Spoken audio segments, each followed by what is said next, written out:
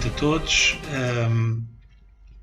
Bom, antes de avançarmos para a análise e tentar dar resposta à questão levantada, que é sabermos que de facto a democracia é o regime da maioria, uma temática que para as ciências sociais e em particular para a ciência política é uma temática que envolve várias problemáticas, mas não queria deixar de passar em claro e não queria deixar, de ter a oportunidade de aqui agradecer ao professor José Vasconcelos por produzir uma obra seminal que tem por título A Democracia Pura, Teoria e Prática sobre o Governo sem Políticos Profissionais. Um livro, que para quem se interessa por estas temáticas da democracia direta, semidireta ou participativa, deverá ler ou, no mínimo, pelo menos consultar. Esta obra já conta em 2019 com a 9ª edição, editada pela Difusão Editora, sabendo-se que foi lançada uma primeira edição já no ano de 2007. Na verdade, ela traz-nos, acima de tudo, alargamento à reflexão e ao conhecimento, expandindo-nos, horizontes nunca antes revelados sobre a essência da democracia. Bom, para dar também o mote à motivação da leitura deste livro, deixo-vos aqui algumas linhas textualizadas na página 59 e 60 do livro e que vou agora citar. A verdadeira usurpação é aquela em que o direito dos cidadãos é subtraído por um indivíduo que se intitula rei, príncipe ou imperador, ou por uma família ou por um grupo que se apossa do direito de decidir os assuntos de uma comunidade ou de uma nação. A usurpação, portanto, se configura quando as decisões de uma comunidade ou de uma nação são subtraídas do povo e passam às mãos do indivíduo, seja ele líder, monarca, ditador, tirano, ou de um grupo, proprietários, classe rica, políticos profissionais, religiosos, famílias, sindicalistas, etc. Nos dias atuais, as usurpações servem de regimes com eleições, constituições e relativa liberdade, pelo que se autoproclamam democracia. Todavia, não deixam de ser um ultraje à sociedade humana. O autor, aliás, escreve estas duas últimas palavras, a começar por maiúsculas, sociedade e humana. E para rematar aqui esta breve citação, o autor diz-nos isto: e a maior armação contra o povo qual será? Os usurpadores estabeleceram como o pior crime contra a sociedade que o povo pensasse e requeresse o seu direito soberano de se autogovernar.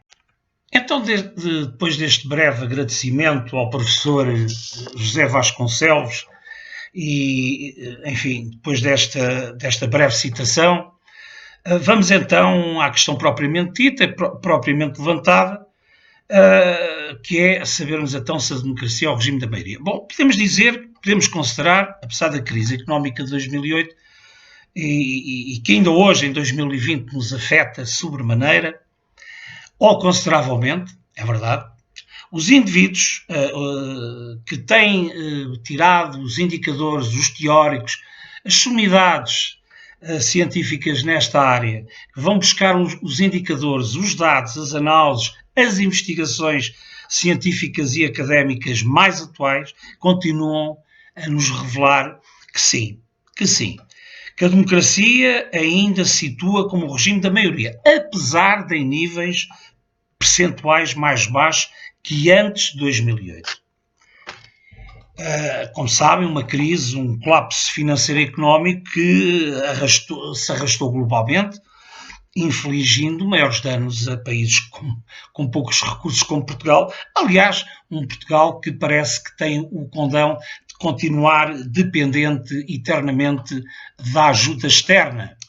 Há um estudo da Fundação Manuel dos Santos 2019 que é coordenado pelo Dr. Tiago Fernandes, e cujos autores são os Dr. José Santana Pereira, João Cancela e a doutora Idalina Rodrigues Sanches, que produziu uma obra que se intitula Instituições e Qualidade da Democracia, Cultura Política na Europa do Sul. Portanto, fazem um estudo, uma investigação, várias variáveis, onde constam também vários indicadores sobre a questão da qualidade da democracia nos países do sul da Europa, onde está incluído Portugal e também a Espanha, a Itália, a Grécia e a França. São estudadas 4 dimensões da ciência política, da cultura política. 4 dimensões da cultura política. Uma delas prende-se com a confiança nas instituições políticas nacionais de cada país, desde o Parlamento, o Governo, os partidos políticos, a Justiça, os sindicatos. A satisfação com a democracia e interesse pela política, portanto, conjugados numa dimensão só. A confiança nos médias, a confiança e satisfação com a União Europeia. Bem, neste livro, o seu, de facto, o contributo, o seu também objetivo principal é mostrar como a cultura política tem causas políticas. Desconstruindo a partir daqui, o que é que se pode observar? Observa-se o seguinte: primeiro, inerentemente conectado à incapacidade dos governos ditos democráticos e da União Europeia em produzirem emprego e segurança económica aos seus cidadãos. Segundo, a confiança. A confiança nas instituições tende a ser, enfim, maior, com governos unificados, baixa corrupção, partidos políticos fortes e, acima de tudo, partidos que sejam abertos à sociedade civil, que é coisa que hoje, como sabem, não acontece. Em terceiro lugar, a confiança na União Europeia. Portanto, a confiança na União Europeia aumenta quando existem instituições que permitem um debate alargado, um debate sério sobre políticas públicas, descentralização e sem pôr em causa a própria soberania nacional. Constata-se que, desde as décadas finais do século XX, que vários indicadores da cultura política entraram em queda e, assim, observa-se um declínio acentuado nos níveis de confiança nas instituições e na própria satisfação com o funcionamento da democracia. Simultaneamente, percebe-se nitidamente uma redução significativa da participação eleitoral. Aliás, isso está à vista de todos. A abstenção é a grande vencedora de todas as eleições, quase que todas as eleições que têm existido em Portugal, não é? Excepto as primeiras com a Assembleia Constituinte, teve de facto uma participação que hoje é quase uma utopia, na ordem dos 92%. Portanto, há aqui um aumento, houve um aumento da volatilidade eleitoral e, acima de tudo, uma nítida quebra do enraizamento social dos partidos. Como também, conforme os autores, e são sinais dos tempos, há uma quebra de confiança entre as pessoas, uma quebra de confiança interpessoal e do próprio capital social. No entanto, e apesar desta desconfiança ter aumentado significativamente, confirma-se neste estudo que o apoio à democracia como a melhor forma de regime continua, de certa maneira, alto. E sendo assim, a insatisfação perante o funcionamento da democracia não implica necessariamente uma erosão da defesa da ideia de democracia como o melhor regime político. Como dizia Churchill, o pior com exceção de todos os outros. No entanto, os autores não deixam também de considerar aqui a sua visão, ou seja, a consolidação e qualidade democráticas podem ser eludidas pela crise de confiança. E até contribui, como está, aliás, a acontecer, como todos sabemos, atualmente, para quem anda, enfim, tem a curiosidade de observar o panorama e o xadrez político atual, está a acontecer atualmente.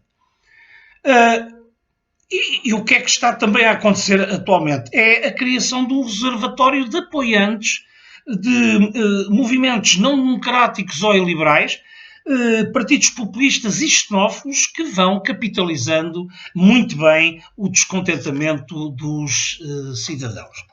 A crise de confiança generalizada nas instituições e no funcionamento e qualidade da democracia prende sobretudo, ou tem por base atores políticos a usarem benefícios de cargos, enfim, que ocupam nas instituições ditas democráticas e o acesso aos recursos do Estado para fins privados, como é também de conhecimento público.